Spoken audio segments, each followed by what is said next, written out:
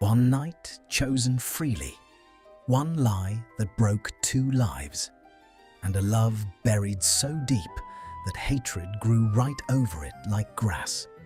What if the villain was never the one holding the door? We begin this story in this very moment.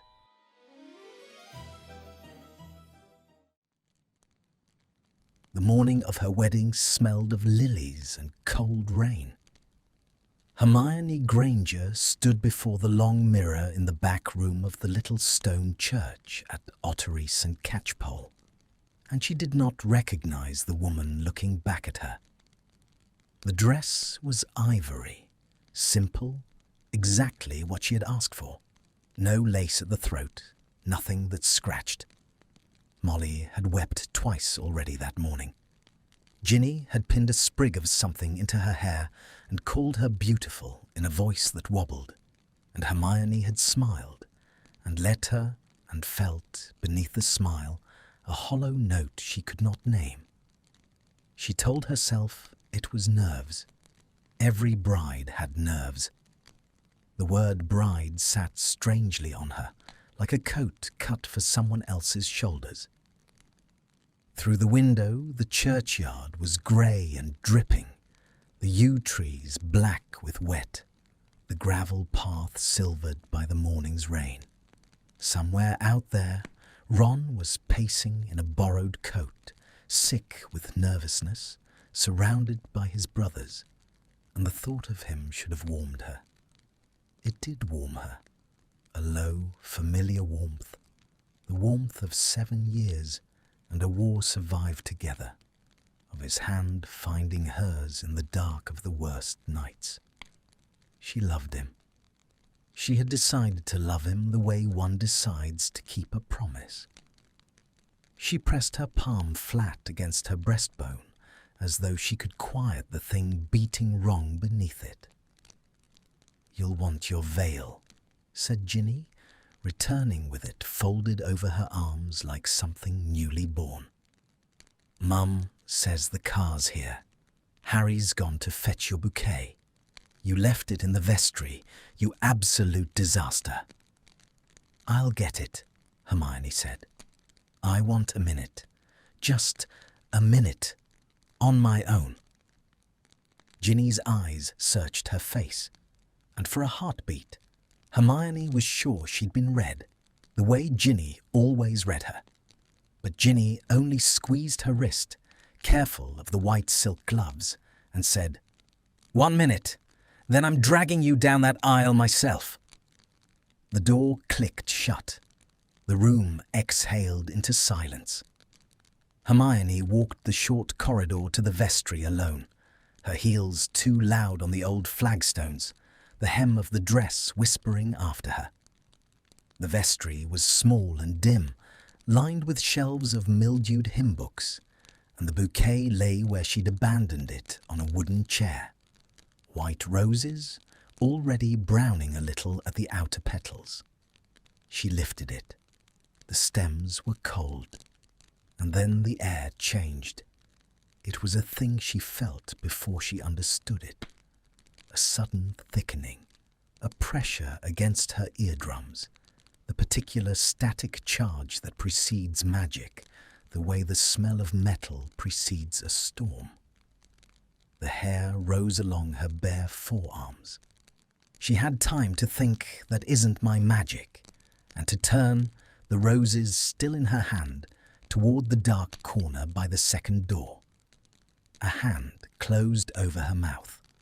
Not roughly. That was the thing she would remember afterward, turning it over and over like a stone worn smooth, that the hand was not rough. Gloved, leather, smelling faintly of cedar and something colder beneath it, and it sealed her cry behind her teeth before the cry was even fully formed. An arm came around her waist. She drove her elbow back and felt it strike a body that gave only slightly. She stamped down hard and heard a low exhalation that might have been pain or might have been impatience. "Don't," said a voice at her ear. Low, male, steady in a way that frightened her more than shouting would have. "I'm not going to hurt you. Hold still." She did not hold still. She was Hermione Granger. She had ducked killing curses and outrun Death Eaters through a forest in the dead of winter, and her hand was already scrabbling for the wand she always kept, and her fingers met nothing. The wand was in her bag. Her bag was in the other room. She was standing in her wedding dress with white roses crushed against her chest and no wand, and a stranger's arm locked around her like an iron band. And the understanding arrived all at once, cold as river water. I have made a mistake. I have made the kind of mistake people do not survive. The roses fell. She heard them hit the flagstones, a soft scattering sound. "Breathe," the voice said. "It's only a journey." The pressure in the room crested. The world folded. Apparition has a texture that no one ever describes well, because the people who describe it are trying to make it sound bearable. The truth is that it is like being drawn through the eye of a needle, every part of you compressed to a single shrieking point, the breath crushed from your lungs, and your heart squeezed in a fist. And Hermione endured it with her jaw clenched, and her eyes screwed shut, and her hands fisted in the front of her own ruined dress, refusing to be the one who screamed.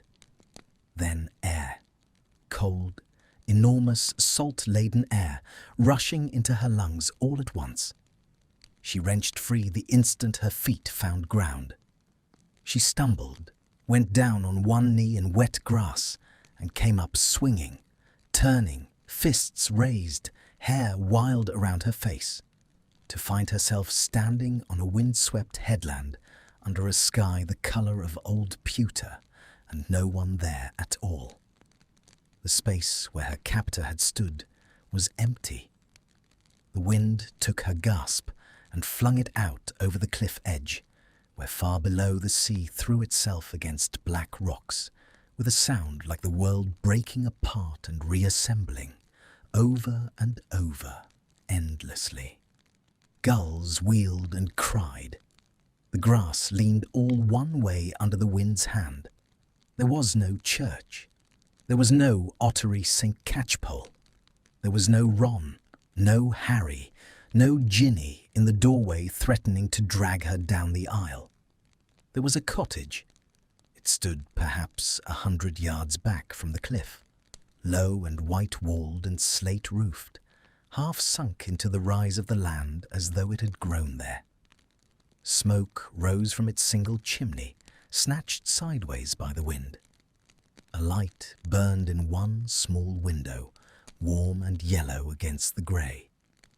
It looked, Hermione thought wildly, like something from a painting, the kind of lonely, lovely place a person might dream of retreating to, the kind of place no one would ever think to look. Her wedding dress was soaked through at the knee. Her hands were shaking. Somewhere very far away, in a church she could no longer see, Ginny was probably knocking on the vestry door right now, calling her name, beginning, only beginning, to be afraid. "Hello!" She screamed into the wind, and the wind ate the word whole. "Is anyone? Help! Somebody!" Nothing answered but the gulls and the long, indifferent breathing of the sea. She turned in a full circle, scanning the horizon. Empty in every direction. Heath and gorse and tumbled grey stone, the land falling away to cliffs on one side and rolling up into mist on the other. No road, no fence, no other roof for as far as she could see. Whoever had brought her here had chosen it precisely for this, that a person could stand in the open and shout until her throat bled, and not a living soul would hear. The light in the window flickered, as if someone inside had passed before it. Hermione's heart slammed. She crouched, scrabbling in the grass until her fingers closed on a stone the size of a fist. Cold, slick with rain, but solid, real, a thing she could swing. And she gripped it until her knuckles ached, and she made herself walk toward the cottage, because the alternative was to stand on a cliff in the rain and wait to die, and that she would not do. The door was painted blue, the paint peeling at the edges to show silvered wood beneath. Up close, she could see that the window boxes held herbs, rosemary, thyme, a froth of lavender bowing under the wet.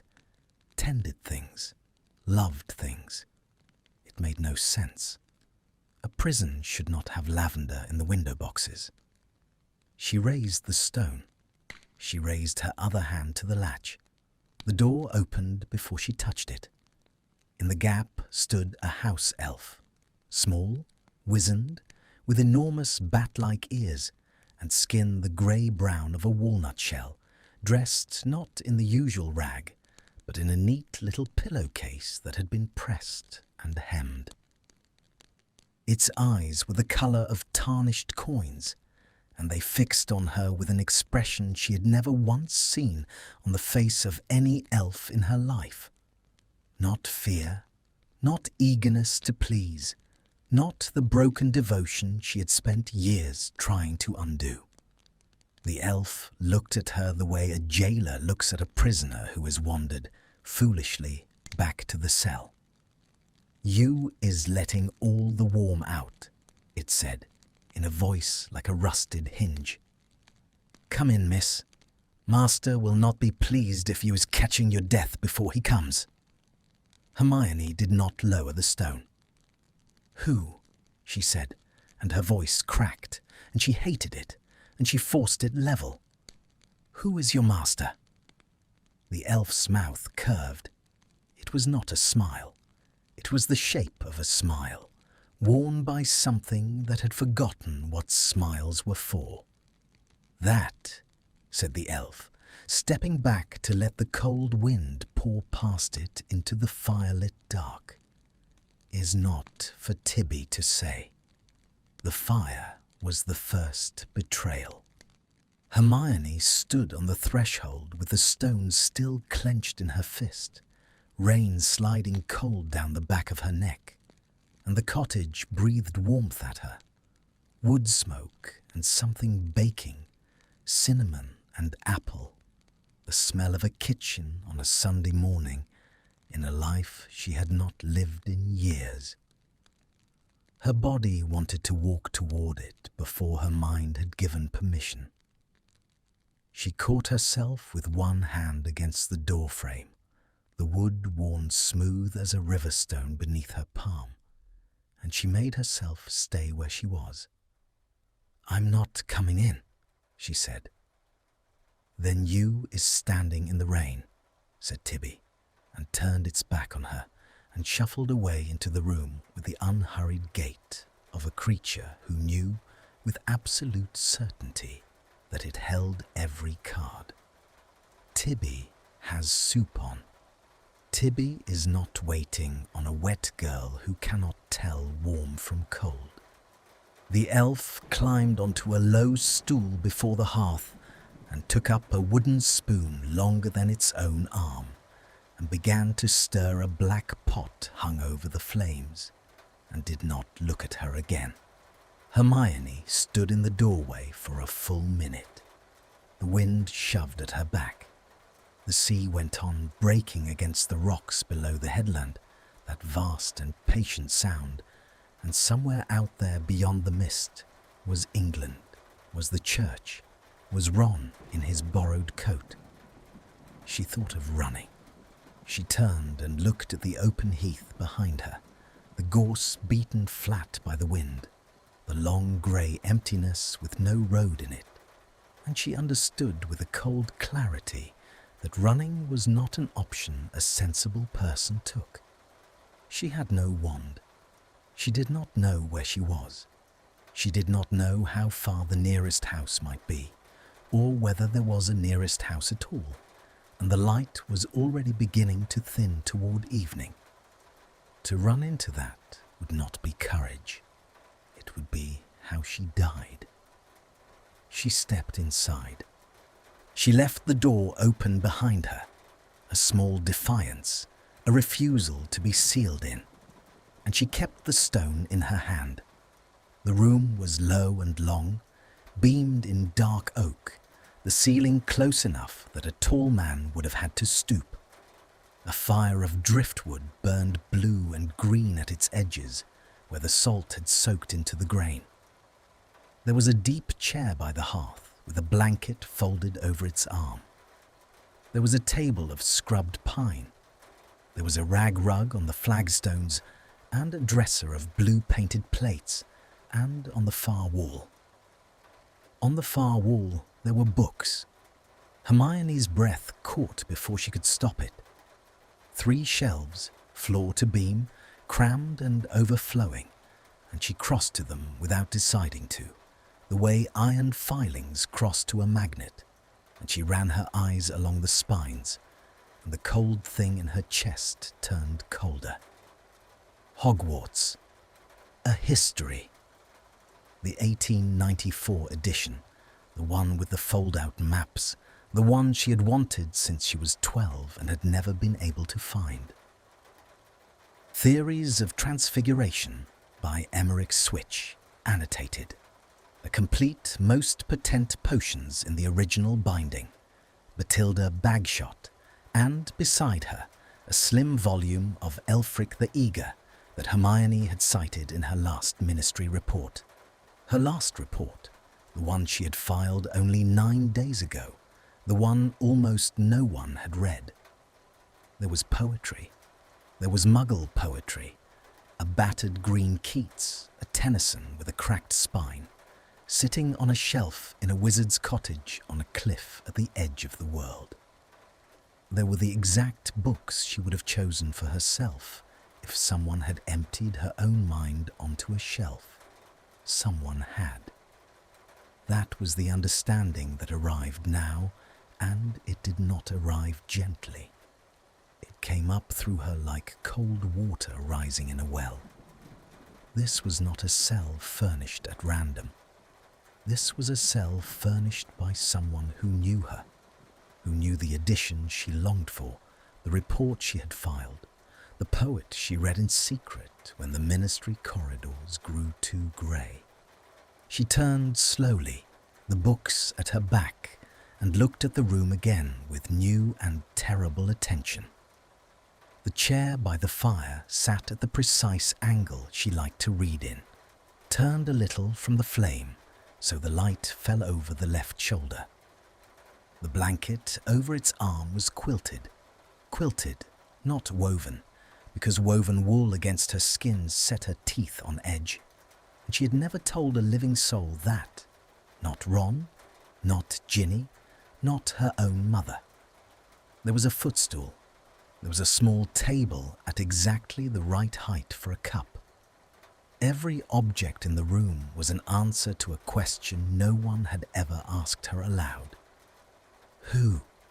she said again, and her voice was very quiet now and very steady, which was how her voice went when she was most afraid. "Who told you to do this?" Tibby stirred the soup. Tibby is not telling. "Did he give you my book list? Did he?" She stopped. Her hand had risen to the cuff of her wedding glove, and she found herself smoothing it, tugging the white silk straight along her wrist, again and again, a small frantic motion, as though if the cuff were only neat enough, the world might rearrange itself into sense. She made herself stop that too. "Whoever he is, he's mad. You understand that? People will be looking for me. By now they're already.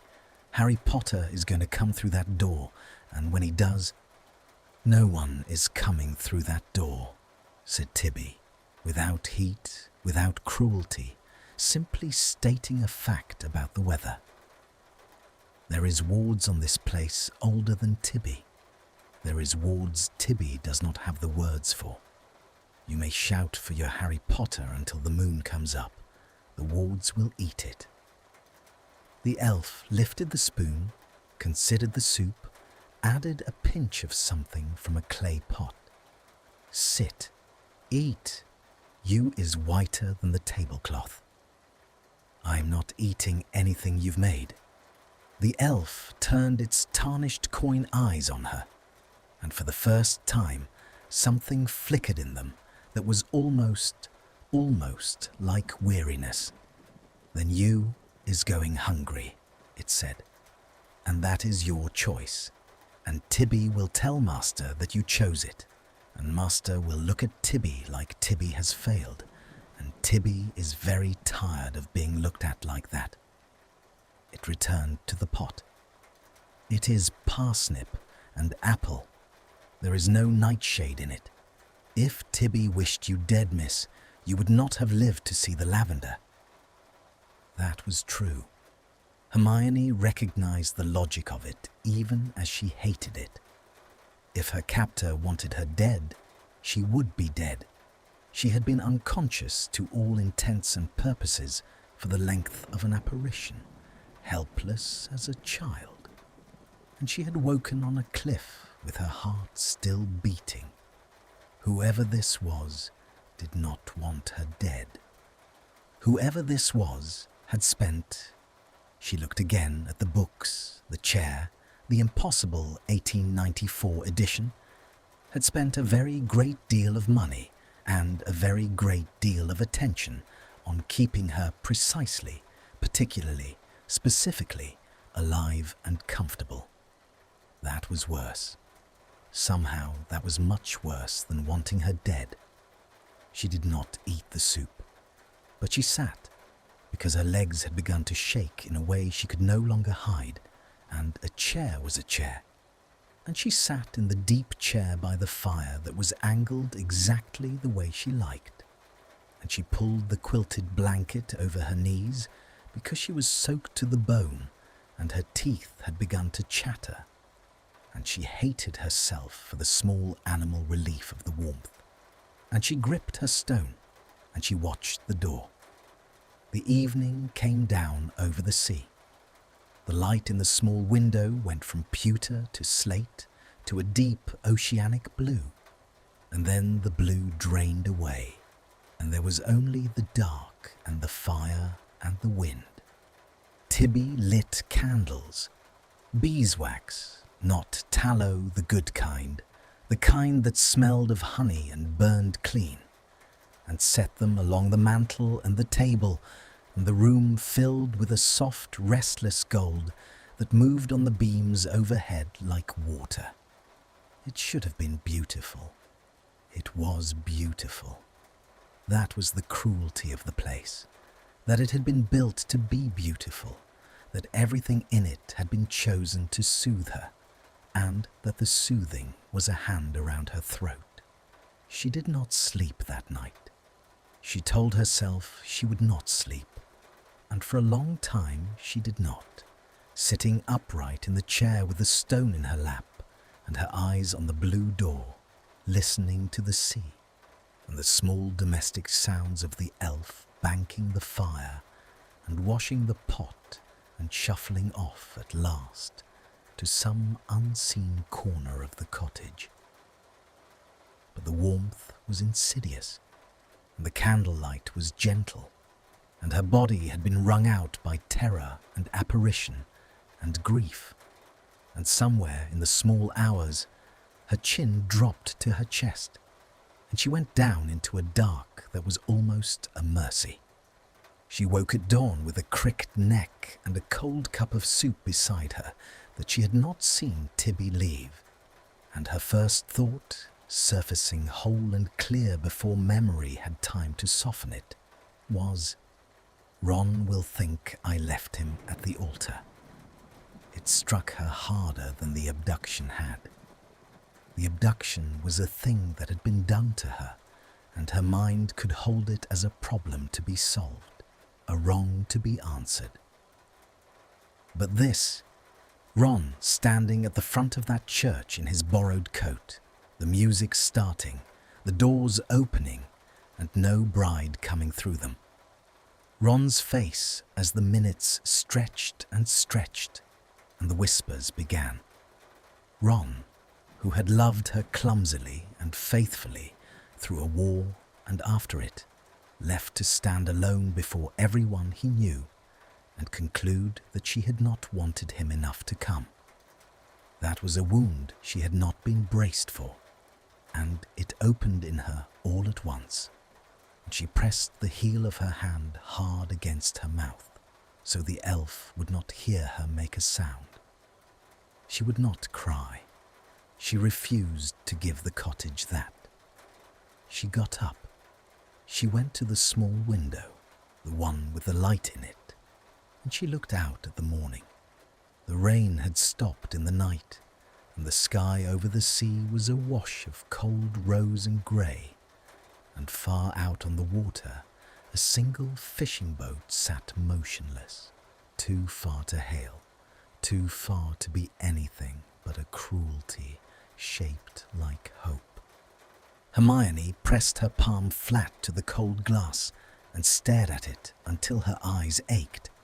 And behind her, in the doorway to the kitchen, the elf's rusty voice said, without preamble, as though continuing a conversation they had never begun, "Master is not coming today, nor tomorrow.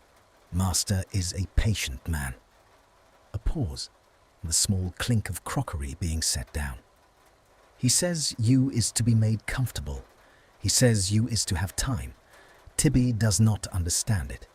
Tibby thinks if a man wants a woman, he should come and stand in front of her and say so, like a man, and not skulk about furnishing libraries." The elf sniffed. "But Tibby is not paid to understand. Tibby is paid to keep you. So, Tibby keeps you." Hermione turned from the window. The boat was gone, or had never been, swallowed by the brightening haze. "How long?" she said. "How long does he mean to keep me here?" And the elf looked at her with those weary, ancient, knowing eyes, and said the thing that would sit in her chest like a stone of its own through all the long grey days that followed. "Until you stop looking at the door, miss. That is what Master said. He said, 'Tibby, you will know it is time when she stops looking at the door.'" She counted the days by the books. It was the only measure of time the cottage would give her that felt honest. The light lied. Some mornings the sea fog held until noon, and some evenings the sun went down in a slow conflagration of copper and rose that made the whole headland burn. But a book was a book, and she could read one in a day if she let herself, and so she let herself, and she laid each finished volume on the windowsill in a small accusing pile, and when the pile was 7 high, she knew a week had passed. A week. 7 mornings of waking in a bed that was not hers, in a room that knew her better than her own mother did. For the room was the cruelest thing of all. On the second day, Tibby had led her up a narrow stair, scarcely more than a ladder, to a low chamber under the slates, and Hermione had braced for a garret, a cell, bare boards, and a bucket. Instead, there was a bed dressed in linen so fine and smooth that her skin, when she finally lay down on it on the second night, because exhaustion gave her no choice, had wept with relief at the absence of any scratch or seam. And she had lain there in the dark, hating the man who had known that she could not bear a coarse weave against her, the way she hated a tune she could not get out of her head. There was a quilted coverlet in a blue the colour of the deep water below the cliff. There was a jug of wild flowers on the sill, replaced each morning, sea pinks and yarrow, and the small white stars of stitchwort gathered fresh from the heath by an elf who claimed to despise her. There was a candle in a brass dish, and beside it, on the second morning, there had appeared a bar of soap that smelled of nothing. No rose, no lavender, no perfume of any kind, only clean.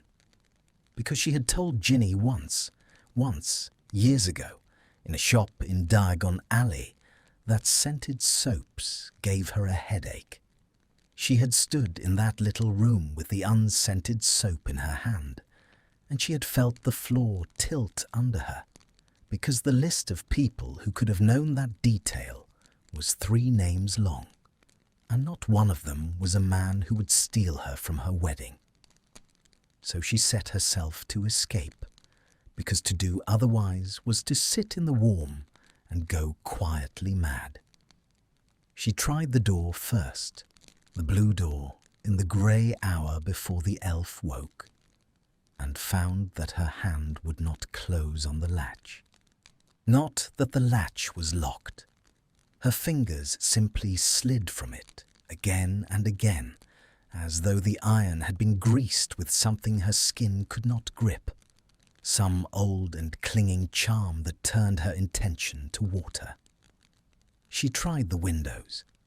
They opened a hand's breadth and no further, and when she put her face to the gap and screamed Harry's name into the dawn until her throat tore, the sound went out perhaps 3 yards and then struck something. She could see it strike, could see the mist beyond the ward's ripple, as though her cry were a stone dropped into a pond, and the ripples swallowed her voice whole, and the gulls did not even startle. "Tibby told you," said the elf, not unkindly, finding her there with her forehead against the glass and her voice in ruins. "The wards eat it. You is only hurting your throat. Then help me." She turned on the elf, and she heard the crack in her own words and did not care. "You hate this. You said so. You said a man should stand in front of a woman and speak. You don't believe in what he's doing. I can hear it. So help me. Take a message. One message. To anyone. I'll never tell him it was you. Tibby, please." For a moment, one moment, something moved behind the tarnished eyes. The elf's long fingers twisted in the hem of its pressed pillowcase, and Hermione, who had spent years learning the small grammar of an elf's misery, saw clearly that Tibby was not cruel. That Tibby was bound by something older and tighter than affection, and that the binding cost it. "Tibby cannot," the elf whispered. "It is not that Tibby will not. Tibby cannot. There is words on Tibby. If Tibby carries one word of you past the wards, Tibby's hands will—" It stopped. It looked at its own hands as though they belonged to someone else. "Master did not ask Tibby to be cruel, miss. Master asked Tibby to keep you safe and warm and fed, and that Tibby can do, and so Tibby does it, and Tibby is sorry it is the only kindness Tibby is allowed." That broke something in Hermione's certainty. A captor who furnished a library was a madman with money. But a captor who bound his elf to kindness, who spent his cruelty only on the walls and never on the keeping, that was a shape she could not make fit the picture of any villain she knew, and the not fitting kept her awake at night more surely than fear had. She tried other things. She tried to make ink from soot and water and the juice of the sea pinks, and a pen from a gull's feather, and she wrote "Help, H.G." held captive on a leaf of paper torn from the fly-leaf of the Tennyson, and she pushed it through the hand's-breadth gap of the window into the wind, watched it spin out over the gorse, and watched it strike the invisible wall and hang there, suspended, trembling, and then drift back down inside, settling on the sill at her feet, like a returned letter marked no such address. She tried it folded into a boat and floated on the rain barrel. She tried it tied to a stone and flung. Every paper came back. The wards did not merely silence her, they refused to let any part of her cross. On the 5th day, she stopped sleeping almost entirely. She sat at the window through the small hours, watching the sweep of a lighthouse far down the coast. There was a lighthouse. She had found it on the 3rd night, a slow white pulse every 15 seconds, the only made thing in all that dark expanse. And she tried to signal it. She held a candle to the glass and covered and uncovered it, covered and uncovered, 3 short, 3 long, 3 short, the only muggle distress she knew, learned from a book when she was 9 and dreaming of shipwrecks. S-O-S, S-O-S. The lighthouse pulsed on, indifferent. 15 seconds, 15 seconds. A great blind eye that did not see her, and she did it for an hour until the candle guttered and her arm ached, and the tears she had refused. The cottage finally came, not in grief, but in pure animal frustration, and she put her fist to her mouth and wept against the cold window while the sea breathed below, and the elf in some other room pretended not to hear. And the worst of it, the thing she could not confess even to the dark, was that the comfort was working on her. It worked the way water works on stone, with no single moment of yielding, only the slow erosion of all the moments together. On the 1st day, the perfect chair had been an obscenity. By the 4th, she sat in it without thinking. The soup she had refused on the 1st night she ate on the 3rd, ravenous, and it was parsnip and apple, and exactly seasoned. And it was the best soup she had ever eaten, and she had wept over that too, with the spoon in her hand, because how dare he know the inside of her appetite? The books she had meant only to inventory, she found herself reading, truly reading, falling down into the 1894 Hogwarts, a history, the way she had not fallen into a book since before the war took the falling out of her. And there were notes in the margins, she realized on the 5th day, a slanted, narrow, controlled hand annotating the chapters on ancient enchantment. And the notes were good, were clever, disagreed with the text. In places she also disagreed with it, and she found herself, one terrible afternoon, arguing back in her head with the unknown hand, as though they were 2 scholars across a table. And she liked the argument, and she caught herself liking it, and she shut the book so hard the candle jumped. She knew that hand. She did not let herself know that she knew it. There is a kind of knowing the mind will refuse with all its strength, because the knowing remakes the world, and Hermione's mind refused this one, walled it off, set guards upon it, and went on counting days by books. On the 7th evening, something changed. She had grown used to the rhythm of the place. The elf cooked for one, ate alone in the scullery, served her in silence. But on the 7th evening, she came down the ladder stair to find the long pine table laid for 2. 2 places, 2 chairs drawn up. The good plates down from the blue dresser, white with a thread of silver at the rim. 2 glasses of a green so dark it was almost black, and a bottle of wine breathing beside them, and candles, not the everyday tapers, but tall ones, a dozen of them, lit and ranked down the centre of the table, so that the whole low room swam in a moving gold, and the beams overhead ran with light like the underside of water. and the driftwood fire snapped blue, and the wind leaned on the shutters, and the smell coming from the black pot was not parsnip soup, but something richer, darker, wine and thyme and slow-cooked meat, the smell of an occasion. Tibby stood on its stool at the hearth in a fresh-pressed pillowcase, and it did not look at her, and its long fingers were not quite steady on the spoon. "What is this?" Hermione said. Her own voice came out small.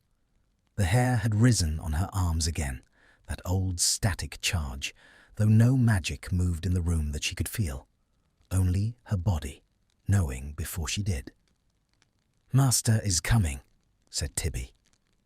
The elf set down the spoon. It smoothed its pillowcase with both hands, the gesture of a servant bracing for an inspection it has dreaded for a week. "Tonight. He comes tonight." The candle flames stood straight up, and then all at once, as though a door had opened somewhere in the night, they bent together toward the blue door and held there, leaning, bowing, and beyond the door, faint under the sea and the wind, came the sound that Hermione had stopped letting herself wait for, the sound she had told herself the wards would eat as they ate everything else, the slow, deliberate, unhurried crunch of a man's boots on the gravel path, coming up from the dark toward the light. The door opened, and the wind came in first, a gust off the black water that flattened every candle flame to a streaming blue and made the whole room flinch. And behind the wind came the man. He had to stoop under the lintel. That was the first thing she saw, the bowing of his head and shoulders to fit beneath the low beam. And there was something in the gesture, some economy of long limbs in a small space, that her body recognized a full second before her mind would permit her eyes to lift to his face. He straightened inside the room. He pushed the door shut against the wind with one gloved hand, and the candles sprang back upright, and the gold light ran up his black travelling coat, and over the pale, sharp angles of a face she had spent 7 years learning to despise, and 3 more learning to forget. Draco Malfoy stood in the doorway of the cottage, shaking the rain from his collar, and looked at her. For a moment, neither of them moved. The fire snapped. The sea went on with its enormous, indifferent breathing beyond the walls. He was thinner than she remembered, the cheekbones cut sharper, the grey eyes set deeper, and there was a stillness on him that had not been there in the boy. The boy had been all flinch and sneer and sudden colour, and this was a man who had learned to hold very still, the way prey holds still, the way a thing that has been hunted learns to make itself a stone. His hair was longer, swept back, dark at the temples with the wet. He wore his old signet ring on his right hand, the silver serpent of the Malfoys, and the firelight caught it and threw it back. And then the stillness in Hermione broke, and she went for him. She did not decide to. There was no thought in it, no plan, only 7 days of helplessness and a lifetime of being the one who fought back, all of it converging into a single white motion, and she crossed the room with the heavy candlestick from the mantel already swinging up in her fist.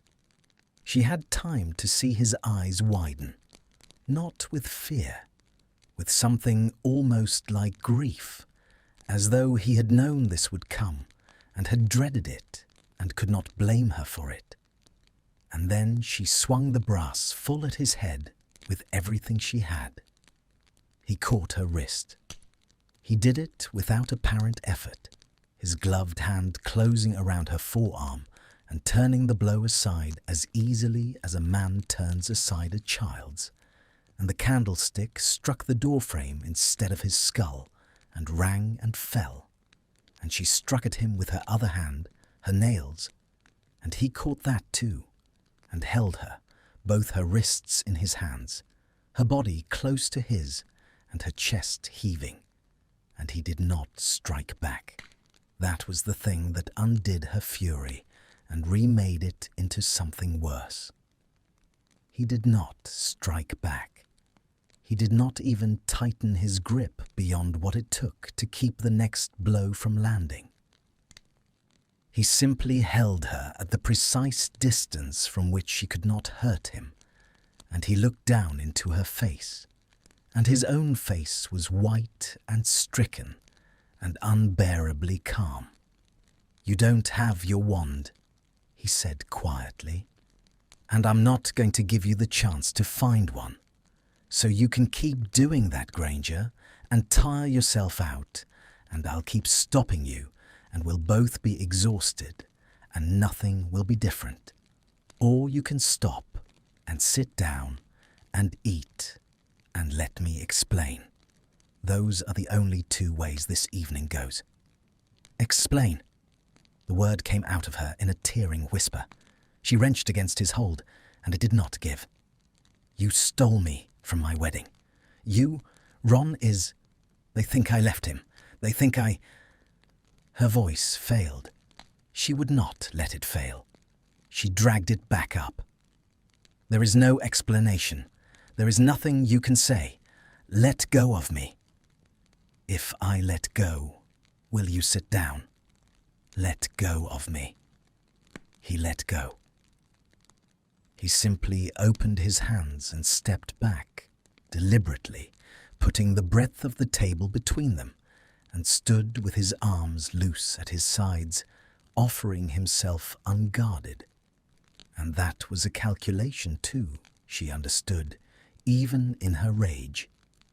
He had judged that she would not lunge across a laid table at a man who had just freed her, that the very gentleness of it would cage her more surely than his hands had.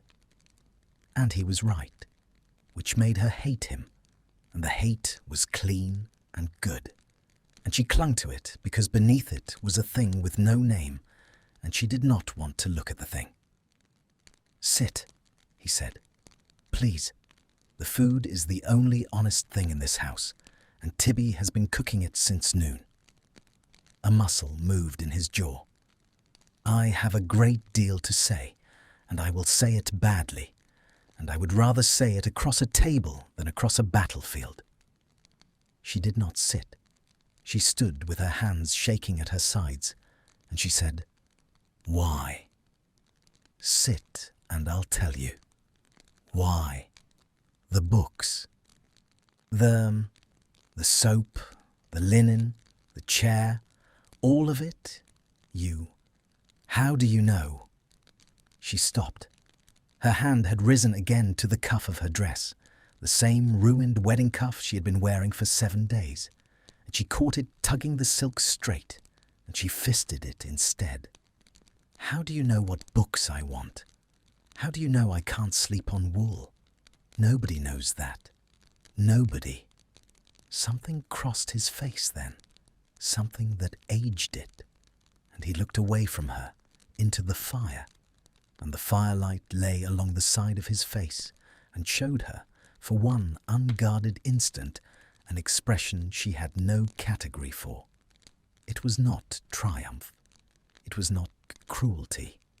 It was the look of a man confessing to a long illness. "Because I've been paying attention," he said, very low, "for longer than I have ever admitted to myself. Sit down, Granger. I'm not going to hurt you. I have spent a fortune and a week, and what's left of my conscience, making certain that the one thing that does not happen in this house is that you come to harm." He pulled out the chair on his side of the table, the scrape of wood loud in the silence, and lowered himself into it, and looked up at her across the candles, with his hands flat on the cloth where she could see them. "I know I have no right to ask you for anything. I know exactly what I have done, and I am not going to insult you by pretending it was kind. But I am asking you for 1 hour. 1 hour and food, and the truth. All of it, every part of it, the parts that make me look like the worst man you have ever met, and I promise you, most of them do. After that, if you still want to put a candlestick through my skull, I will stand still and let you. You have my word." The wind shook the shutters.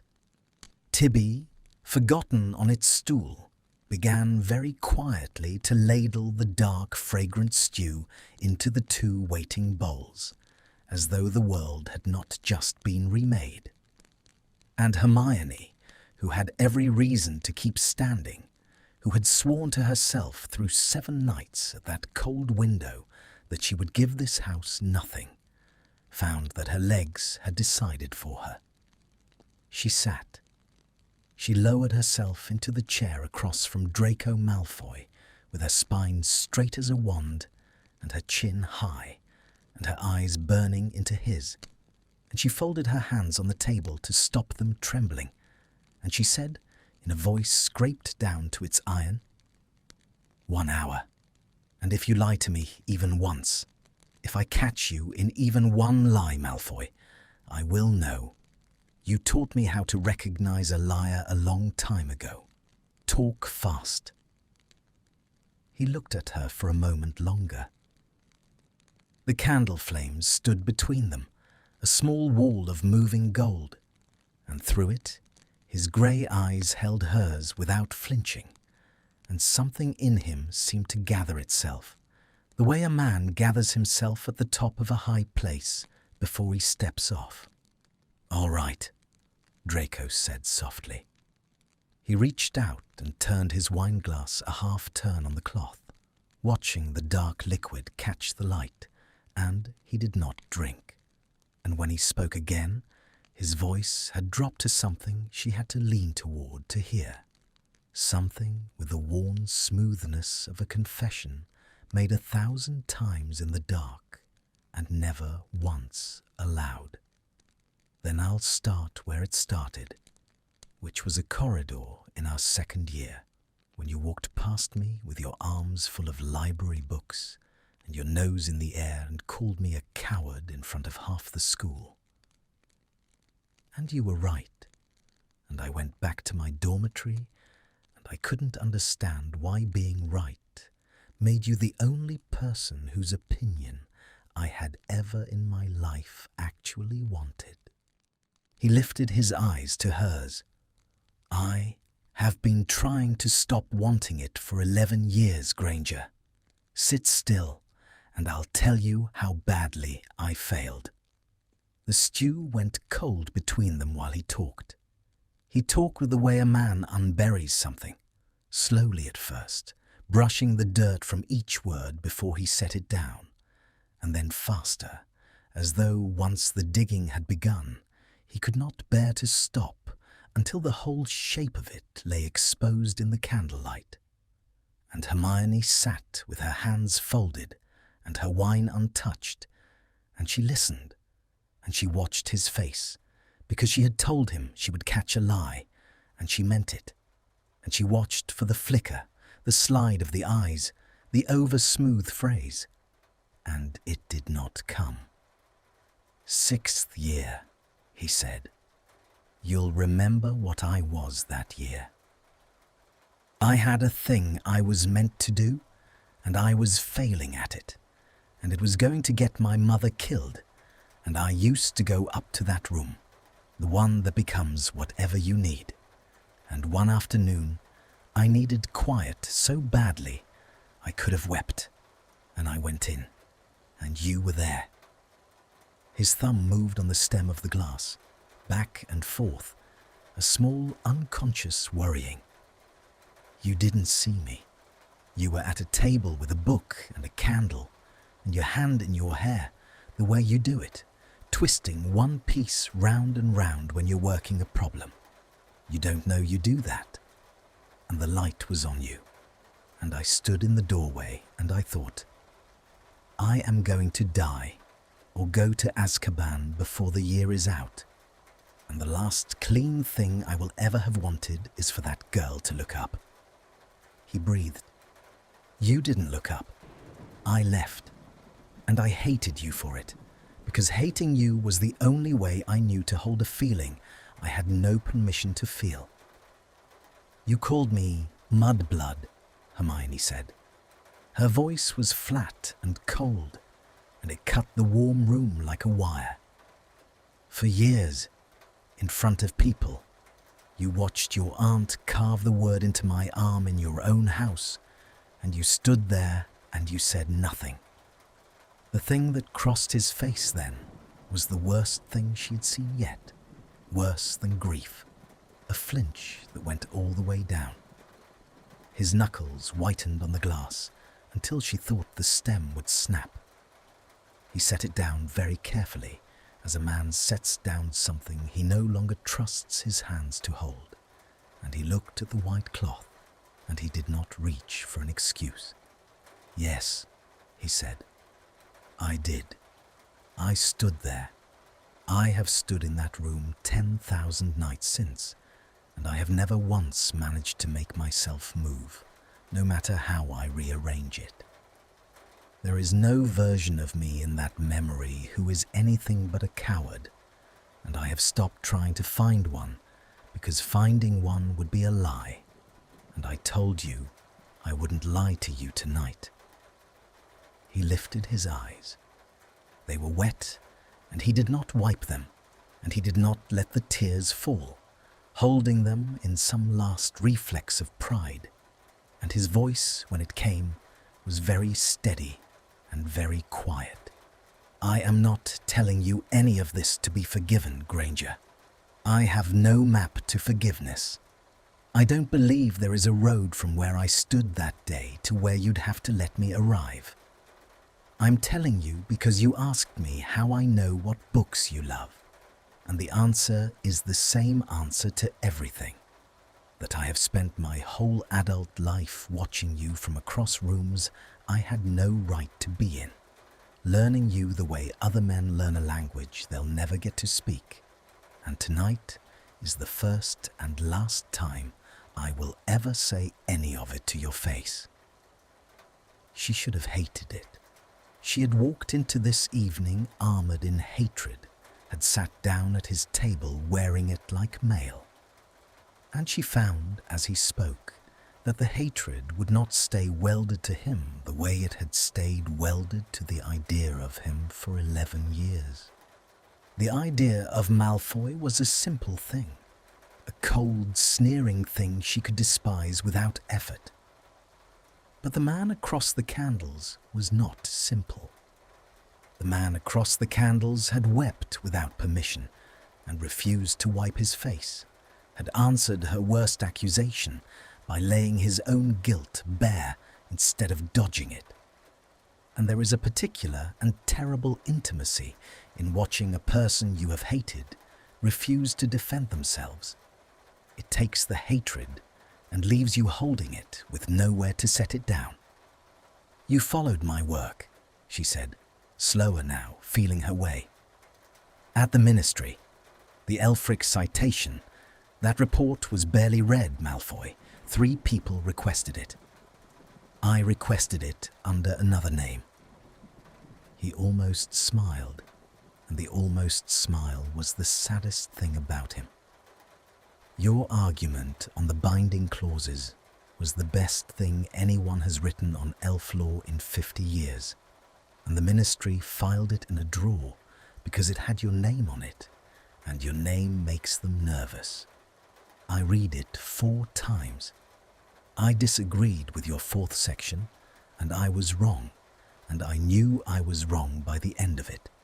And I sat in my study, and I argued with you out loud like a madman, and there was no one there. There is never anyone there. He gestured, a small, helpless motion, at the room, the books, all of it.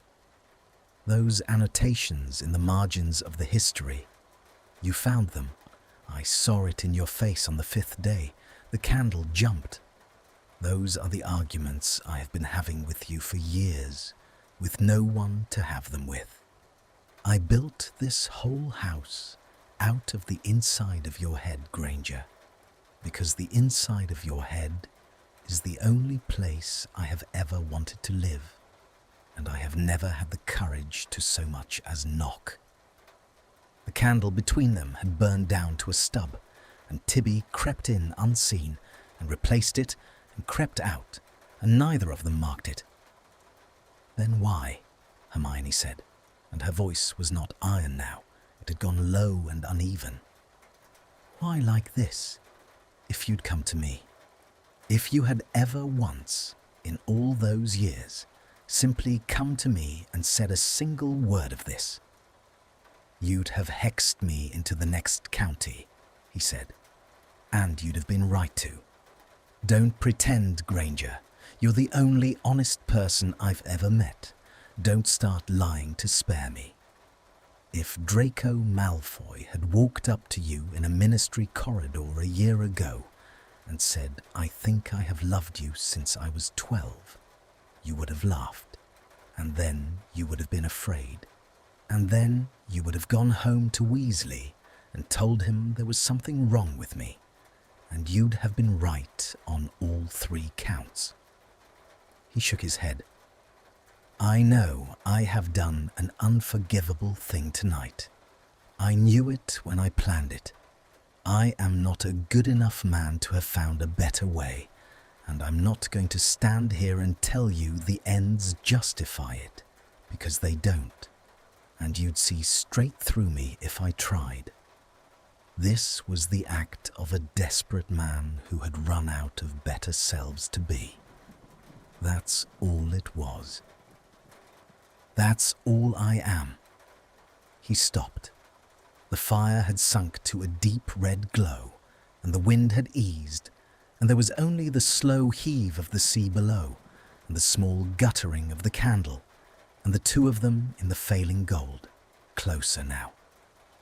She did not know when they had leaned in, but they had, both of them, drawn over the narrow table toward the warmth of the other's voice, the way 2 cold travellers lean toward one fire.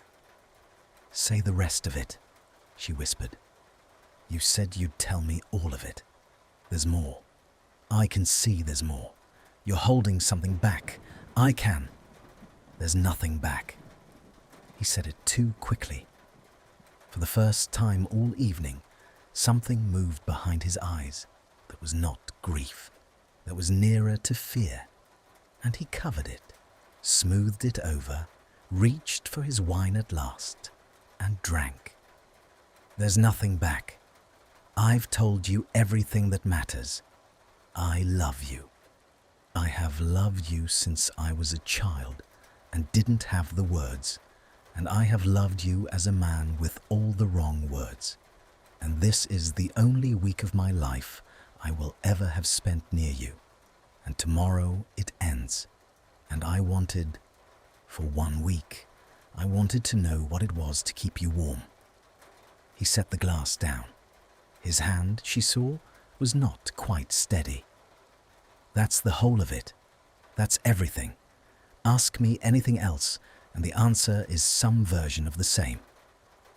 And Hermione looked at him across the small distance, the wet grey eyes and the thinned face, and the hand that trembled on the glass, at the man who had built her a house out of her own soul, and confessed to a love 11 years deep, and refused, even now, even weeping, to ask her for a single thing. And the nameless thing she had refused to look at all week rose up in her at last, slow and warm and unstoppable as the tide below the cliff, and she stopped being able to pretend she did not feel it. She did not decide what she did next. She had decided everything in her life until this moment. Every house, every spell, every careful step. And she did not decide this. She rose from her chair, and the candle flame leaned with her, and she came around the narrow table to where he sat very still and looking up at her as though she were something that might vanish if he moved. And she lifted one hand and laid it against the cold, sharp plane of his face, and he turned into her palm and closed his eyes and made a sound she would hear in her dreams for the rest of her life. And she bent, and she kissed him. He held still beneath the kiss as though he did not trust it, as though she were a thing that might turn to smoke the instant he believed in it. And then his hand came up and found the curve of her jaw, careful, reverent, the way a man cups water he is afraid of spilling, and he kissed her back, and the holding still in both of them broke at once. She would remember it afterward in fragments, because the whole of it was too much to hold in one piece. The scrape of the chair as he rose without breaking from her mouth, the cold of his signet ring against her throat, and then the sudden warmth of his palm beneath it, the taste of wine and salt, the way he kept stopping to look at her, drawing back a hand's breadth to search her face in the failing firelight, as if to ask, "Are you certain? Is this real? Will you hate me for it?" And the way she answered each time not with words, but by pulling him back, because there were no words left in her that the weak had not already burned away, and because she had spent her whole life being the careful one, the planning one, the one who weighed every step before she took it. And for this one night, she did not want to weigh anything at all. There was a stair, narrow as a ladder. There was the low room under the slates with the smooth linen she could not bear to lie on roughly, and the jug of sea pinks on the sill, and the single candle in its brass dish. He carried her the last of the way, she who had never in her life let anyone carry her. And she let him, her arms locked round his neck, and her face in the warm hollow of his throat. And he set her down on the bed he had dressed for her, with the linen he had chosen, because he knew, because he had always known, and he knelt over her in the dark and said her name once, Hermione, not Granger, the whole soft length of her name in his mouth for the first time, and it undid her more than any touch. The candle burned low. The sea breathed against the foot of the cliff. The wind had dropped to nothing, and the night had gone very still, that deep ringing stillness of a small house alone in a large dark. And in that stillness, Hermione gave herself to him, the first time in her life with any man, a thing she had kept and kept through a war and after it, waiting for a certainty that had never quite come. And she gave it not carefully, not with conditions, but wholly, the way water gives itself to the place it has been falling toward all along. She did not think about the morning. She did not think about Ron, or the church, or the 7 days, or who this man had been at 11 and at 16, and in the cold corridors of her hatred. She thought only of the warmth of him, and the tremor in his hands that would not steady no matter how he tried, and the way he kept his eyes open on her in the dark, as though he were trying to learn her by heart against some grief he could already see coming, and the way, once, near the end, when the candle had almost gone, she felt the wet of tears that were not hers fall onto her own cheek. She did not ask why he wept. She wiped it away with her thumb and drew his face down to hers and asked him nothing. Because some part of her, some old, wise, frightened part she would not listen to, already knew the answer and did not want it yet, and stole this one night against its coming. And then she slept, a real sleep, the first in a week, deep and dreamless and warm, with her cheek against his chest, and his heart slow and steady under her ear, and his arm heavy and certain across her back. And the last thing she knew before the dark took her was his voice, very low, almost not there at all, a whisper she half dreamed, and could not afterward be sure she had truly heard. "I'm sorry, I'm sorry. There was no other way to keep you that they'd let me have." She woke to grey light and a cold place beside her. For a moment, she did not understand it. Her hand reached across the smooth linen and found it empty, found it already cool, the warmth of him gone out of it as though he had risen long since. And she came up out of sleep all at once with her heart lurching, and she opened her eyes to the thin, colourless light before dawn. And she saw him. He stood at the window with his back to her, half dressed, the black travelling coat already on over his open shirt. And he was looking out at the sea where the first grey was just beginning to silver the horizon. He was very still. He was buttoning a cuff, slowly, methodically, his head bent to the small task. And there was nothing in the line of his shoulders of the man who had wept onto her face in the dark. The man at the window was a stranger. The man at the window had the old stillness on him again, the held stone stillness, and it had hardened in the night into something colder, something that had a wall built behind it where the night before there had been a wound. And Hermione, lying in the wreck of the bed with the smooth linen tangled round her, felt the first cold finger of dread touch the back of her neck. "Draco," she said. Her voice was rough with sleep and with the night. "Come back to bed. It's barely light." He did not turn around, his hands stilled on the cuff. And when he spoke, his voice was not the voice from the dark. It was flat and even and dreadful, the voice of a man reading a verdict, the voice of the boy in the corridor sharpened to a blade. "Weasley's on his way," he said. She sat up. The cold finger spread into a cold hand, flat against her spine. "What?" "I sent him an owl. Last night, before I came up. It will have reached him by now."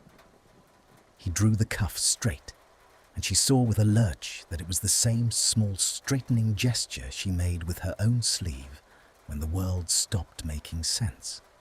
And she did not know whether he had learned it from watching her, or whether it was simply what frightened people did with their hands, and the not knowing was unbearable. "The letter tells him that you left him at the altar of your own free will, that you came to me, that you've been here a week, willingly, and that you've given yourself to me, and that you no longer love him, and never truly did." He paused. The horizon silvered. "It's enough. He'll believe it, because it's the thing he's always been afraid of, and people believe what they're most afraid of. And once he's read it, he won't come here to save you. He'll come here to be done with you." The room had gone very cold and very loud, her own blood roaring in her ears. She heard her own voice come out of her from somewhere far away, small and disbelieving. "You're lying. You said you wouldn't lie to me. Last night is finished." He turned at last, and his face was a wall, was a thing he had spent the small hours building, and the only mercy in it was that she could see. She would not see it for months, but some buried part of her recorded it now and kept it.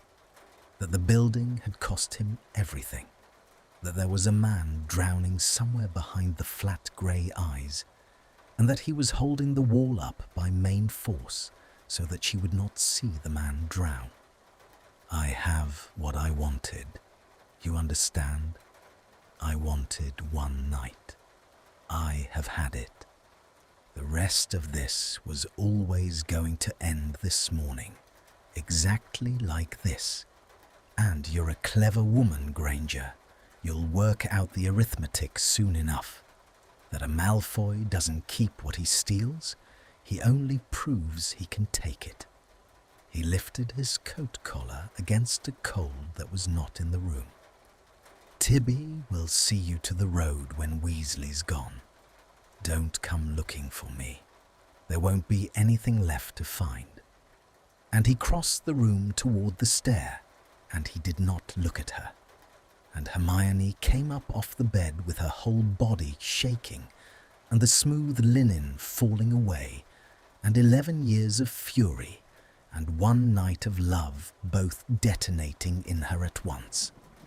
And she could find no curse terrible enough, so she flung the only thing she had, her voice, raw and breaking, the words tearing out of her after his retreating back as he ducked under the lintel and was gone down into the grey. You coward! You absolute coward, Draco Malfoy! I gave you. I will hate you. Do you hear me? I will hate you until the day I die, and you will deserve every... And her voice gave out, and from below came the soft final sound of the blue door opening and closing, and then nothing but the gulls and the sea, and far off across the heath, growing nearer with every second, the sound of hoofbeats and a horse driven hard, and Ron Weasley coming, exactly as he had promised, to be done with her. Ron did not come into the cottage. That was the detail that stayed with her after, that he reined in his horse at the edge of the gorse, 50 yards out, where the wards thinned to nothing on the landward side, and he would come no nearer. She had dressed in the rags of her wedding gown because there was nothing else, and she had run out across the wet heath with her hair loose and her feet bare, and the letter already in his fist. She could see it, a pale, crushed thing in his white-knuckled hand. And she had called his name, and he had looked at her across the 50 yards with a face she had never seen him wear in all the years she had loved him. It was not anger. Anger she could have argued with. It was the face of a man who has decided to stop feeling something because the feeling is going to kill him, and the deciding had made him a stranger. Ron, it isn't. Whatever he wrote, it's a lie. He took me. I was taken. I tried to signal you. I tried every... You've got his linen marks on your wrists, Hermione. His voice was quiet, and that was the worst of it. Ron was never quiet. I can see them from here. She looked down and saw the faint reddening where Draco's hands had closed on her in the night, and her stomach turned over. He says you came to him. He says you've been here a week of your own free will. And I stood in that church for 2 hours, in front of my whole family, and you never came. And now I find you out here, at the back of Beyond in your wedding dress, with another man's marks on you, and you want me to believe... His jaw worked. I'm done. I should have been done a long time ago. I always knew. Somewhere I always knew you were too clever to really... He stopped. He turned the horse. Don't write to me. Don't come to the Burrow. My mum will cry over you for a month and I won't have it. We're finished, and you did the finishing, whatever story you tell yourself. Ron.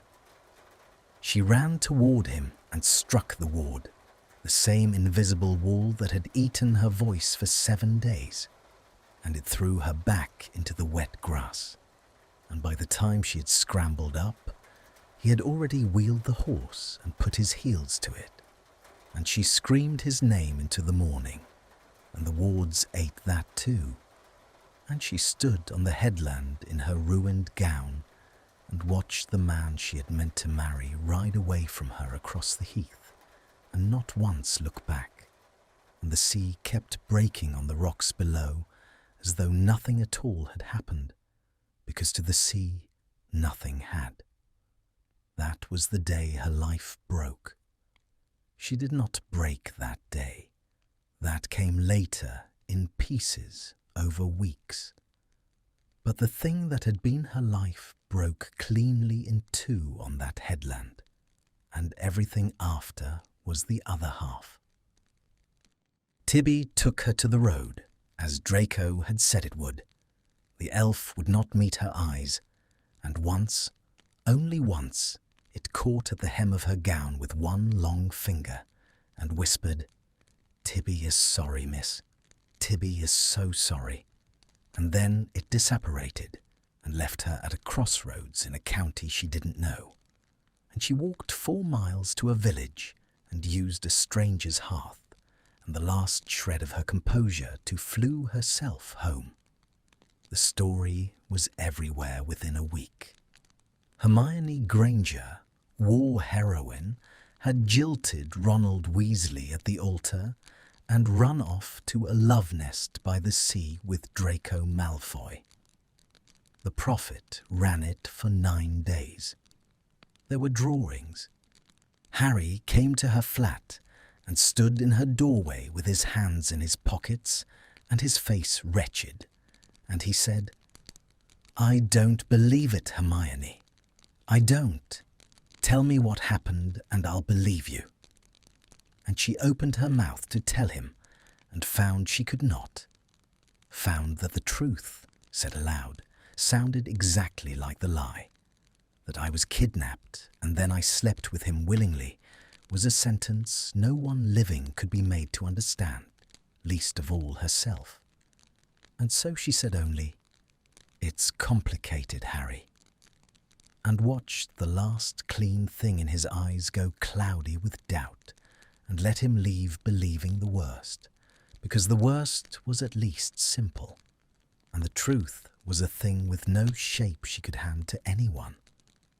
She was alone then, truly alone, in a way she had not been since she was 11 and friendless on a train. And she did the only thing she had ever known how to do with pain, which was to bury it under work. And she went back to the ministry and filed her reports, and recognized no one, and let no one in. And she told herself, on the cold nights, that Draco Malfoy had done it to make a fool of her, that the whole elaborate cruelty of it, the library and the linen, and the 11 years of confession, had been an enormous and patient spite, a Slytherin's revenge served slow, the seducing and the discarding of the mudblood who had once called him a coward in a corridor. It was the only explanation that let her hate him cleanly, and she needed to hate him cleanly, and so she chose it, and she did not let herself remember the tears that had fallen onto her face in the dark, or the whisper she had half dreamed. "There was no other way to keep you that they'd let me have." She heard, in a corridor in the autumn, that he had resigned from the ministry, that he had given no reason. That Draco Malfoy had simply vanished one grey morning and not been seen since. She told herself she did not care. And then, in the cold edge of winter, she missed a thing she had never missed in her life, and counted backward on her fingers in the dark of her flat, with her heart in her throat, and counted again, and a third time, and could not make the numbers lie. And the world she had so carefully rebuilt out of work and silence came apart in her hands a second time. She was carrying his child. She did not tell anyone. There was no one to tell. She sat on the floor of her bathroom with her back against the cold tiles for most of one night, and somewhere in those hours she stopped weeping and started thinking, because thinking was the only ground she had ever been able to stand on, and she decided with a fierce, flat certainty that surprised her that she would keep it, that whatever had been done to her, whatever lie she had been made to live inside, the small, fierce life beginning in her was hers and was innocent of all of it, and she would not let the cruelty of its father reach forward and touch it. She would raise it alone, and she would raise it whole, and it would never want for one single thing. So she made herself a new life out of that. She left the ministry, the corridors had too many ghosts, and took a quiet post copying and verifying old enchantments for a publisher of magical texts, work she could do from home, and she let the prophet forget her, and she grew round and slow through the spring and into the summer, and somewhere in there the grief turned into something she could carry, not lighter, just hers. It was in her 8th month that she found herself, one bright cold afternoon, standing in a children's shop in Diagon Alley, with her hand resting on the swell of her belly and her eyes on the cradles.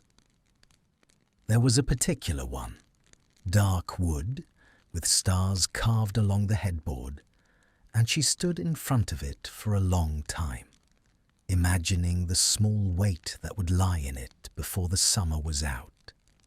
And for the first time in a year, she felt something that was not grief or anger, but a kind of trembling, terrified, fierce joy. And she let herself feel it, standing among the soft folded things and the tiny knitted boots, one hand on the cradle and one on a child. And she thought, "We will be all right, the two of us. I promise you, we will be all right."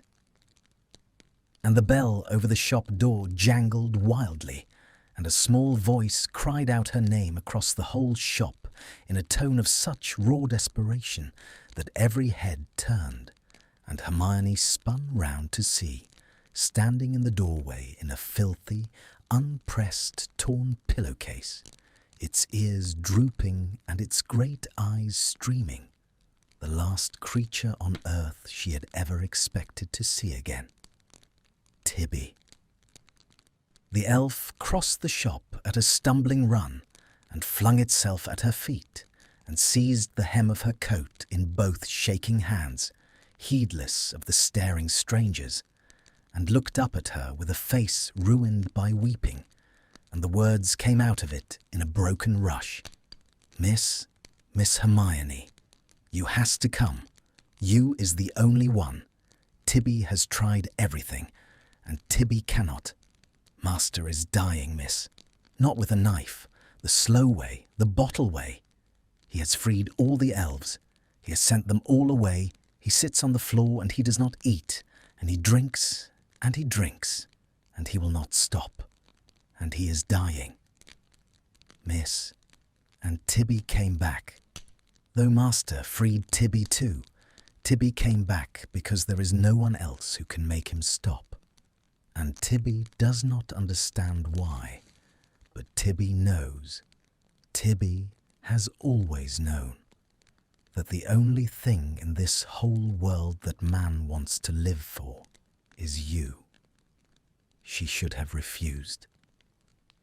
She told herself all the way there that she ought to refuse, that this man had broken her life in two and left her to carry the pieces and the child both, that she owed him nothing, less than nothing, that she was 8 months gone and had no business letting a half-mad elf apparate her across the country to the door of the one person on earth she had sworn to hate until she died.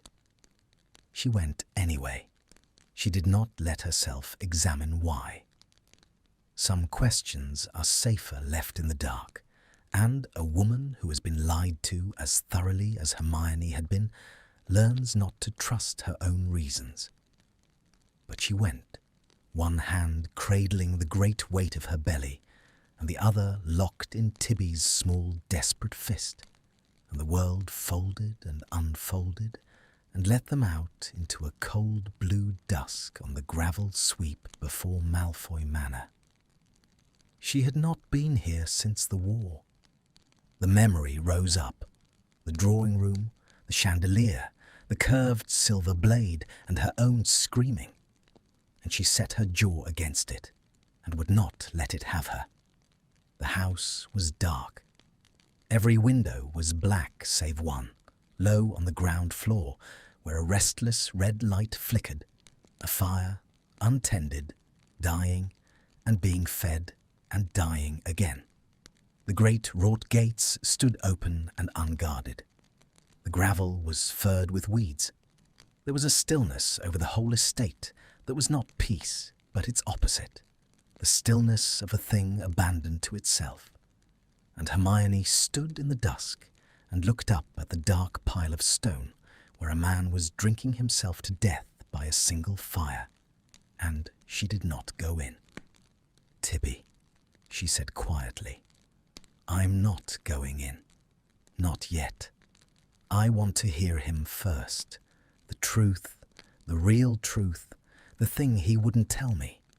He won't say it to my face. He proved that. But a drunk man talks. Take me under that window, and you go in, and you make him talk, and I will listen, and then I will decide whether I ever let that man look at me again." The elf studied her with its wet, ancient eyes, and something in them, relief, perhaps, or grief, or the simple exhaustion of a creature that had carried a secret too long. And it nodded, and it led her round through the wet, dead garden to the lit window, and settled her there beneath the stone sill, where the warmth of the fire breathed faintly out through the old, ill-fitting frame. And then it slipped away to the door, and Hermione stood in the cold dark with her back against the wall of Malfoy Manor, and her hands folded over her unborn child. And she listened. For a long while there was only the snap of the fire and the slosh and clink of a bottle. Then the small scuff of the elf's feet and its rusty voice, careful. "Master, Master, you has not eaten. Tibby has brought—" "I freed you." Draco's voice. It was wrecked. It was a voice scraped down past its own bottom, slurred and slow and terrible, and even slurred and terrible it went through Hermione like a blade, because some animal part of her had not forgotten it, and never would. "I freed you, Tibby. 3 times I freed you. Why do you keep— Go away. There's nothing left in this house worth keeping. Go and have a life. One of us should." "Tibby will go," said the elf gently, "when Master tells Tibby the truth. Tibby has watched Master die for the better part of a year, and Tibby is too old and too tired to watch it to the end without one true word." "Why, Master?" "Tibby was there. Tibby helped Master do it. Tibby cooked her favourite food with its own hands and watched Master send her away in the morning with a face like a corpse. And Tibby has never understood it, and Tibby will not leave until it does. Why did Master throw away the only thing Master ever wanted?" There was a silence so long that Hermione thought he had passed out. Then she heard him laugh, a low, broken, awful sound with no humour anywhere in it, and the clink of the bottle against a glass, and his voice came again, and now it was not slurred. Now it had the dreadful, sober clarity that comes sometimes to a drunk man at the very bottom of the night, when the drink has stopped hiding anything at all. "Because I had no choice," he said. because Weasley made certain I had no choice. Beneath the window, Hermione went very still. "He came to me," Draco went on, and she could hear him settling back against something. The fire, the hearthstone, his voice gone flat and far off with the telling of it. 3 weeks before the wedding, Ron Weasley in my study with a folder under his arm. He'd been digging. He was an aura. He had the run of the old files. And he'd found it. My father's name on a list. Artifacts hidden after the war. Dark things. Things that should have gone to the ministry and instead went into a vault under this house. Enough to put my father in Azkaban for the rest of his life, and my mother with him for concealing it. He laid it all out on my desk, every page, and he watched me read it, and then he told me what he wanted. The fire snapped. The bottle clinked. He didn't want money. I'd have given him the whole estate. He wanted another of those terrible laughs. He was a coward, Tibby. That's the joke at the centre of it. That's the rotten little heart of the whole thing. He didn't love her anymore. Hadn't for a year, maybe longer. Said she made him feel small. Said he couldn't breathe next to her. Said he'd known for months he couldn't go through with it and didn't have the courage to be the one to end it. He was terrified of his own family, of his mother, of being the villain, of every Weasley looking at him as the man who broke Hermione Granger's heart. He wanted out, and he wanted to be the wronged party when he got there. So he came to me with my father's freedom in one hand and a plan in the other. I was to take her. I was to make it look as though she'd run to me willingly. I was to send him a letter he could wave at his family. She left me. She chose Malfoy. What could I do? So that he'd come out of it, the one who'd been betrayed, and she'd come out of it, the woman who'd thrown over a good man for a Death Eater's son. And no one would ever know it was him who'd wanted out all along. And Master agreed. The elf's voice cracked with something close to horror. I told him to get out of my house. Draco's voice dropped. I told him I'd see my father rot in Azkaban 1,000 times before I'd lay a hand on her. And he smiled at me. Tibby, he smiled. And he said, "That's the thing, Malfoy. I've watched you watch her for years. You think I didn't notice? You'd never hurt her. That's exactly why it has to be you. You'll furnish her a palace. You'll keep her safe and warm. You'll give her the one decent week of captivity in the history of the world, and then you'll let her go, because you can't help yourself. And the only person who comes out of it ruined is me, the way I want it." The bottles scraped. He knew me better than I'd ever let anyone know me. He'd done his sums. My father or her. That was the choice. My father and mother in Azkaban until they died, or 1 week with her, and a lifetime of her hating me. And I... His voice broke, finally, all the way through, and what came out from under it was so raw that Hermione pressed both hands over her mouth beneath the window and felt the tears running hot down over her fingers in the cold. "And I took the week," he whispered. "God forgive me. I took the week. I told myself I was doing it for my mother. And I was. But that's not the whole of it. That's not the rotten truth at the center. The truth is that some part of me, some starving animal part of me that had loved her since I was a child, saw a way to have one night of her, even at the price of being hated for the rest of my life. And it said yes. I let Weasley make me the instrument of the worst thing anyone has ever done to her. and underneath the gun he held to my family, I wanted it. I wanted one night with her, more than I wanted to be a decent man, and I will never, as long as I live, be able to tell which one of those things made me do it. And that's why I drink, Tibby. Not for my father, for the part of me that was glad. He drew a ragged breath. It was the best night of my life, he said, very simply into the fire. That's the unforgivable thing. I ruined her. I broke her.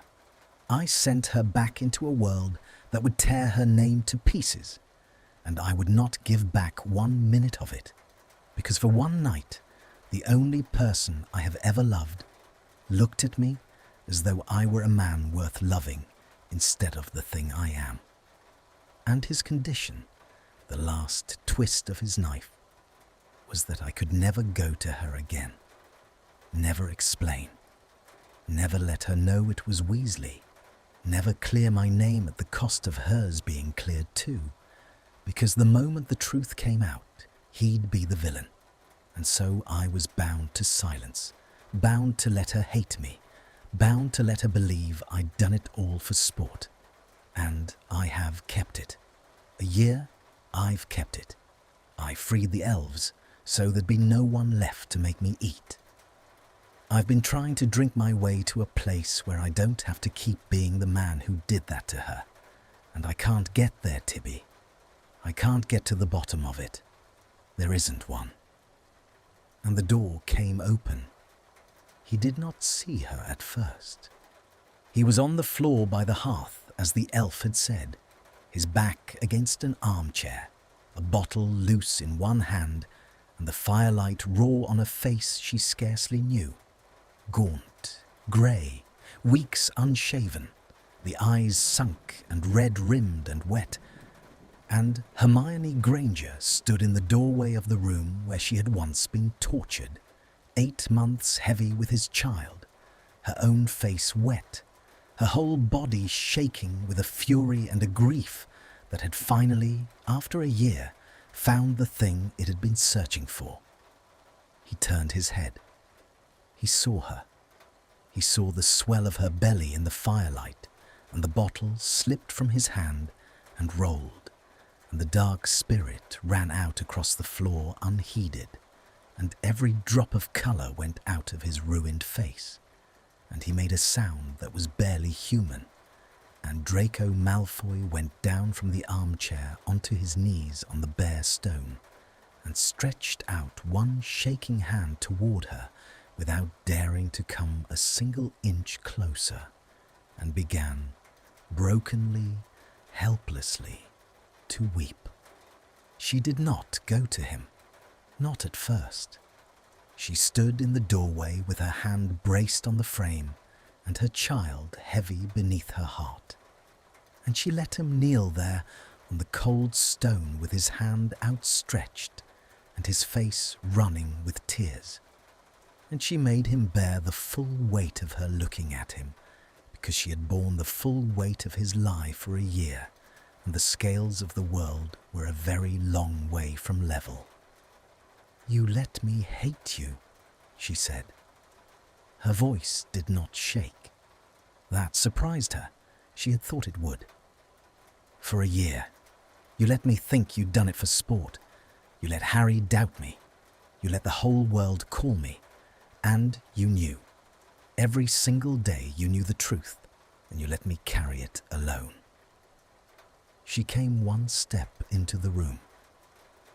"I was pregnant, Draco.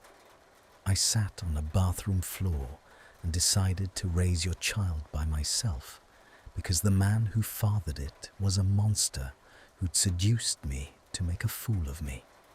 That's the story I had to live inside, because you let Ron Weasley write it, because you were too—" Her breath caught. "Say it. You said you'd never lie to me again, that last night you said the only true thing. There was no other way to keep you that they'd let me have. I heard it. I dreamed it for a year. So say the rest, out loud, to my face." the way you never would." He looked up at her. The firelight ran red over the wreck of him. "I let you hate me," he said, "because hating me was the only thing he left you that was true. If I'd come to you, if I'd told you it was Weasley, they'd have arrested my father. Yes, but worse, far worse. The truth would have come out with my name cleared next to yours. And the moment that happened, Weasley was the villain who'd blackmailed a man into stealing his bride. And then you'd have been bound to him forever by pity and by the whole world's eyes, the wronged woman and the man who'd loved her badly enough to sin for her. And I could not. I could not." His voice tore. "I would rather you hated me free than loved no one in a cage Weasley built. So I kept my mouth shut, and I let you go, and I let you despise me, and I told myself it was the one decent thing I had left to give you. And it wasn't decency. I know that now. It was cowardice wearing decency's coat. I should have found you. I should have torn the whole thing down and let the pieces fall and trusted you. You, of all people, the cleverest person alive, to find your own way out of the wreckage. I didn't trust you to be free. I decided for you. Again. And that is the thing I cannot forgive myself. Not the night, not the lie, the deciding. I have spent my whole life with you, deciding what you were allowed to know, and I had no right. I never had any right. And I am on my knees in front of you because there is nowhere lower I can get, and I would go lower if the floor would let me." She was crying now and not bothering to hide it, and the child moved in her, a long, slow turn beneath her ribs, as though it too were listening. "Ron came to see me," she said, very quietly. "Last month. Did you know that? He didn't say any of this. He stood in my doorway and he looked at my belly, and something went across his face. Guilt? I thought it was guilt about leaving me. I thought he felt bad I was alone. And he said, 'I hope you'll be happy, Hermione.' And he left, and I cried for an hour because I thought he was being kind." Her hand pressed flat to the swell of the child. "He wasn't being kind. He was looking at the wreckage he'd ordered and feeling sorry for himself, wasn't he? It was not a question. All of it, the whole year, both our lives, just so a coward wouldn't have to say 4 words to his mother." "Yes," Draco whispered. She crossed the rest of the room. She did not know, until she was doing it, that she was going to. And afterward she would not be able to say which thing in her had moved first, the fury or the grief, or the year of carrying it, or the slow turn of the child beneath her ribs that was half his. But she crossed the cold stone floor, and she stood over him where he knelt, and he bowed his head, bracing for the blow he plainly believed he had earned and wanted, and instead she sank down, clumsily, heavily, 8 months gone, one hand on the armchair for balance, until she was kneeling in front of him on the same hard floor, face to face, close enough to feel the heat of the dying fire on one cheek and the heat of his ragged breath on the other. "Look at me," she said. He lifted his head. His grey eyes were drowned and disbelieving. "You don't get to drink yourself to death," she said, low and fierce, her voice breaking and holding, breaking and holding. "Do you understand me? That is not one of the choices available to you. You took the deciding away from me for a year, and I am taking this one away from you. You are going to live, and you're going to be sober, and you're going to spend a very, very long time earning your way back from this. And it is going to be hard, and I am going to be furious at you for years. Do you hear me? Years. Because I am not doing this child the disservice of letting its father die in a heap on a floor out of self-pity when he could be doing the harder thing, which is staying alive and becoming someone it could be proud of. Her hand found his face, the gaunt, unshaven jaw, the wet of his tears. I don't forgive you. Not yet. Forgiveness is going to take longer than either of us has been alive so far. But I am done letting other people decide what I'm allowed to know and what I am allowed to want. And so I am telling you the truth, the way you finally told me yours. She drew a breath that shook the whole length of her. I have hated you for a year, and underneath the hating the whole time, in a place I wouldn't look. I have missed you so much I couldn't breathe. Both. At once. That's the truth. You're going to have to live a long time to deserve the second half of it. So live. And he made that broken sound again, and his arms came up around her, careful, so careful of the child between them. And he pressed his wet face into the curve of her neck and held her as though she were the last warm thing in a freezing world. And she held him back, kneeling on the cold stone of the room where she had once been broken, and felt the year come apart in her at last. Not into peace. Peace was years away, but into something with a shape, something she could finally begin to carry forward instead of only carry. And outside the dark windows, the first grey of dawn began, very faintly, to silver the long-neglected garden. It took a great deal of time. She had told him it would, and it did. There were months when she would not let him near her. When he wrote letters, she did not answer, and kept everyone. There was the slow, brutal work of his getting sober, which she did not do for him, because it could not be done for him, but which she did not let him do entirely alone either. There was the trial, for she would not let Ron Weasley walk free with what he'd done, and the truth came out after all of it, and it was every bit as ugly as Draco had feared, and she walked through the ugliness with her chin up and her son in her arms, and let the world say what it liked, because she had finally learned that a true thing endured is lighter than a false thing believed. There was Harry, who came back to her doorway a second time, and to whom she told the whole truth at last, and who listened to all of it, and then said, simply, "Right, what do you need me to do?" And was her friend again, fierce and unwavering, from that hour to the end of their lives. And there was the boy. He came in the high summer, with his father's pale hair and his mother's stubborn dark eyes, and a cry that filled the whole house. And Draco, 6 weeks sober, hands shaking for an entirely different reason now, held him as though he had never held anything before and never would again, and looked across the bed at Hermione with a question in his face that he no longer presumed to ask aloud. And she looked back at him, exhausted and triumphant and unafraid, and gave him, for the first time in 2 years, the answer he had never dared decide for himself.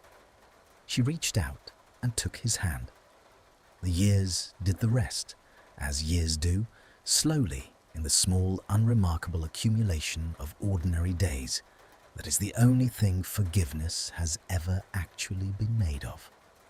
And on an afternoon long after, a gold afternoon, late, with the light coming low and warm across a lawn that was kept and green again, Hermione sat in a deep chair by an open window with a book open in her lap, the 1894 edition, the one with the fold-out maps, and she was not reading it.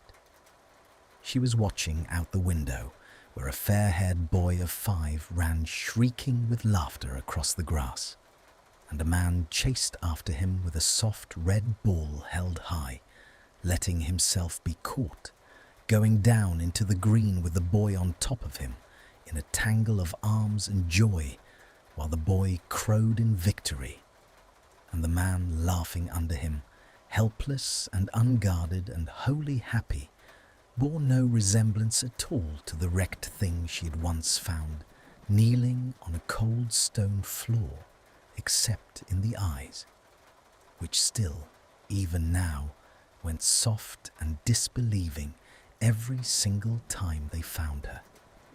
He looked up and saw her at the window.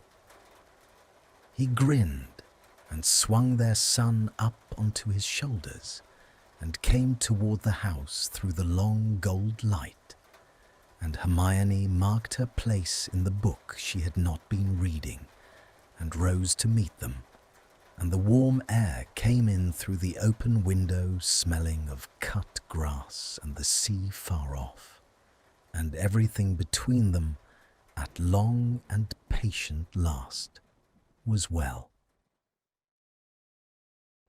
So that was the story. Thank you for staying with me to the end. I want to tell you what I was thinking while I wrote it. I kept thinking about one moment, the morning after their night together. Draco stands at the window. He is cold, he is buttoning his scarf, and he tells her a terrible lie.